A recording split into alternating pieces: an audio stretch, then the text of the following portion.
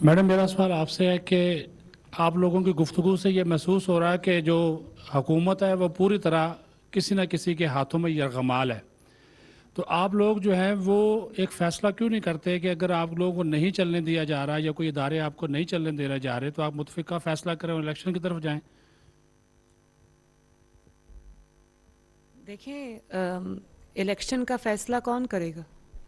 Election का फ़ैसला अदलिया के गलत फ़ैसले करेंगे, या इमरान ख़ान की बदतमीज़ी बदतहज़ीबी करेगी, या इलेक्शन का फ़ैसला सियासी क़ुव्वतें एज पे बैठ के करेंगी? इसका जवाब ज़रा दे दें। अगर एक बदतमीज़ी बदतहज़ीबी और गालियों के ज़रिए आप समझते हैं कि आप एक प्रेशर क्रिएट कर लेंगे और बाकी सब लोगों को उस प्रेशर के आगे झुकना पड़ेगा, तो ये बात गलत है। इस हुकूमत को मैं कुछ नहीं समझती। इस किस्म की लूली लंगड़ी हुकूमत को मेरा बस चले तो मैं आज इस हुकूमत से बाहर निकल जाऊं, लेकिन ये कोई ऐसी चीज़ नहीं जिसको ट्रे में रख के किसी को पेश कर दे क्योंकि किसी ने गुंडागर्दी शुरू की हुई है। ये नहीं हो सकता। अगर लड़ाई है तो लड़ाई हमें बेहतर लड़नी आती है। ये आप समझते हैं कि आप ये मुकदमा अपना बनाकर कि मेरे साथ ये हो गया, फॉरेन कॉन्स्पिरेसी हो गई, साजिश हो गई, ये इम्पोर्टेड हुकूमत आ गई, तो आप ये नवाज शरीफ ने जो स्टैंड लिया है ना, इमरान खान वो खाल पहन के कुछ नहीं कर सकता। उसके लिए उसकी ज़ीरो कुर्बानी है। आज तक एक छोटा सा कांटा भी उसको नहीं चुभा। इस जिद्दोजहद के लिए यहाँ जितने कायदीन बैठे हैं उन्होंने और नवाज शरीफ साहब ने, हमने बहुत सारी कुर्बानियाँ दी हैं। ऐसी कुर्बानियाँ दी हैं जो रिवर्स नहीं हो सकती। ऐसे नुकसानात उठाएं जो रिवर्स नहीं हो सकते। तो इसके लिए किसी को प्लेट में रख के उसकी मनचाही चीज़ उसको पेश नहीं की जा सकती। उसका एक प्रोसेस है। और अगर इसी तरह हुकूमतें बनती टूटती रहीं और किसी पे प्रेशर डाल के कुछ कर लिया, किसी पे प्रेशर डाल के कुछ कर लिया, तो ये पाकिस्तान में कोई हुकूमत नहीं चल सकेगी। कोई हुकूमत नहीं चल सकेगी, ये भी मैं आपको बता दूं। और दूसरी बात ये कि आपने अभी जो बात की वो एक छोटा सा सवाल नहीं है, वो बहुत बड़ा सवाल है। ये अभी 20 में से 15 सीटें जीता है और धांधली का इल्ज़ाम लगा रहा है। XYZ का नाम लेके धांधली का इल्ज़ाम। किधर है वो धांधली? अगर वो धांधली हुई तो मुस्लिम लीग नून को तो या इत्तेहादी जमातों को तो 20 में से 20 सीटें जीतने चाहिए थी। किसी ने अमले को नहीं उठाया, ECP के अमले को अगवा नहीं किया, कोई धुंध नहीं छाई, कोई जो है वो फिगर्स की फजिंग नहीं हुई, 20 के आगे 2 0 और नहीं लगा दिए किसी ने। तो ये अब कहाँ है कोई धांधली के खिलाफ शिकायत कि हाँ जीत के भी पहला शख्स है जिसको जीत के भी देखा है कि धांधली के इल्ज़ामात लगा रहे हैं। ECP के ऊपर पता है कि ECP का केस जो है फॉरेन फंडिंग का केस, उसमें इररिफ्यूटेबल एविडेंस है और सामने आने वाला है। तो ECP के चेयरमैन को, जिसको आपने खुद लगाया, उस वक्त वो बहुत अच्छा था। आज जबकि फॉरेन फंडिंग केस में उसने झुकने से इनकार कर दिया, उसने कहा कि सब मेरी नज़र में बराबर है, तो आज आप उसको निशाना बना रहे। जो आपका साथ दे वो अच्छा है, जो आपका साथ ना दे वो मीर जाफर भी हो गया, मीर सादिक भी हो गया, वो जानवर भी हो गया। अदालतें अगर आपके खिलाफ फैसला देने के लिए खुले तो 12 बजे अदालतें खुलती हैं। और अगर वो हमारे खिलाफ फैसला हो तो शादियाने बजाए जाते हैं। ये नहीं होगा। इस तरह की धमकियों पे, धौंस पे, बदतमीजी पे फैसले नहीं होंगे। शुक्रिया। यासिर मलिक साहब जी। इलेक्शन पे अगर इजाजत हो साथ जी खालिद मक्सी साहब। देखिए ये 18 में भी तो इलेक्शन हुए। अगर इलेक्शन ने ठीक करना था तो 18 वाले इलेक्शन से तो बेहतर इलेक्शन कोई था ही नहीं मेरा ख्याल पाकिस्तान के लिए। तो क्या इलेक्शन से आपको क्या है कि जी इलेक्शन से सब कुछ ठीक हो जाएगा? इसी से हमने निकलना है कि इलेक्शन अपने टाइम पे होंगे, सिस्टम से होंगे, जैसे भी होगी। लूड़ी लंगड़ा सिस्टम, यही आपके पास सिस्टम है जहाँ पर मार्शल लॉ है। वो कौम ने फैसला करना है, जहाँ फिर कर दे फैसला मार्शल लॉ, हम भी आराम करें। अभी रात को नींदें भी हमारी आराम, मौसम भी ख़राब, इधर आके एक्सप्लेनेशन भी दे रहे हैं। हालात कोर्ट के ये हैं कि अब अजीब फैसला है कि हम अंदर नहीं जा सकते कोर्ट में। मैं अल्लाह रहम करे इस मुल्क पे।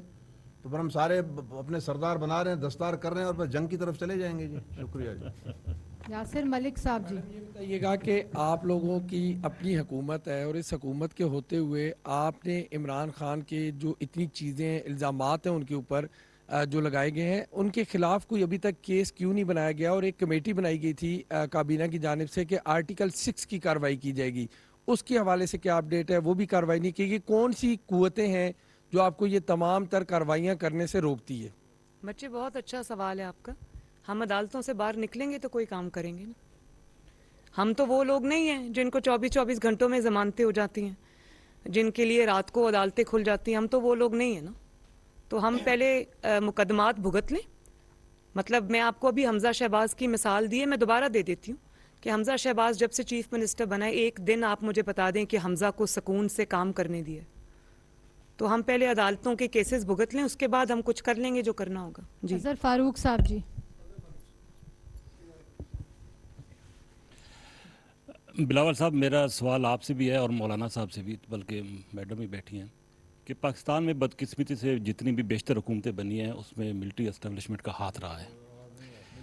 ملٹری اسٹیبلشمنٹ کا پاکستان میں حکومتیں بنانے اور توڑنے میں ہاتھ رہا ہے. ماضی میں آپ بھی الزامات لگا رہے ہیں.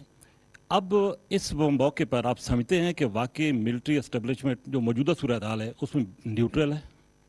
ہم سمجھتے ہیں کہ یہ آپ نے دیکھا ہے جب عدم اعتماد کا تحریک لے آیا گیا اور اس کے خلاف وزیر اعظم سابق وزیر اعظم اور ان کا ٹیم نے غیر آئینی سٹیپس اٹھائے, آئین شکنی کی, تو پورا پاکستان کو نظر آ رہا تھا کہ جو ماضی میں ہمارے ادارے ایک متنازع رول اپنا رہے تھے, ان کا کوشش تھا کہ وہ اے پولیٹیکل رہیں اور وہ ٹرانزیشن کرے. ٹرانزیشن کیا؟ ٹرانزیشن متنازع رول سے لے کے ایک آئینی رول تک.